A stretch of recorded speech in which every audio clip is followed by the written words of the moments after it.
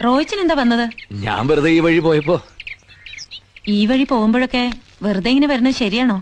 ആളുകൾ എന്താ പറയാ? എനിക്ക് ഭാവന ഒന്ന് കാണണം തോന്നി. ഭാവന എനിക്കിഷ്ടമാണ്.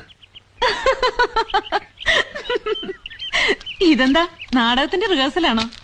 എന്താ ചിരിക്കണേ? പിന്നെ ചിരിക്കാതെ എന്ത് ചെയ്യും? ചില പൈങ്കിളി നോവലൊക്കെ കണ്ടിട്ടുണ്ട്. പണക്കാരനായ തിരുമുറ്റത്ത് കൊച്ചുതോമന്റെ മകൻ റോയിച്ചൻ ഒരു പാവപ്പെട്ട മണ്ണാത്തി പെണ്ണിനോട് ഇതുപോലെ. മതി കളിയാക്കിയത്. ഭാവനയ്ക്ക് എന്നെ വെറുപ്പാണെങ്കിൽ അത് പറഞ്ഞാൽ മതി. വെറുപ്പൊന്നുമില്ല, സഹതാപം. ഒന്നും ആലോചിക്കാണ്ട് ഈ റോഡ് വക്കത്തൊക്കെ നിന്ന് കമന്റ് അടിക്കുന്ന ചെക്കന്മാര് പറയണ പോലെ. റോഡ് വക്കത്ത് നിൽക്കുന്ന ചെക്കനല്ല ഞാൻ. ഒന്നും ആലോചിക്കാണ്ടുമല്ല പറയണത്. ദിവസങ്ങളോളം ആലോചിച്ചതാ. ജീവിതത്തോട് ഒരു സീരിയസ്നെസ്സും കാണിക്കാത്ത ആളാണ് ഞാൻ. ഒരു പെൺകുട്ടിയെ സ്വന്തമാക്കണമെന്ന് ഇതുവരെ തോന്നിയിട്ടില്ല.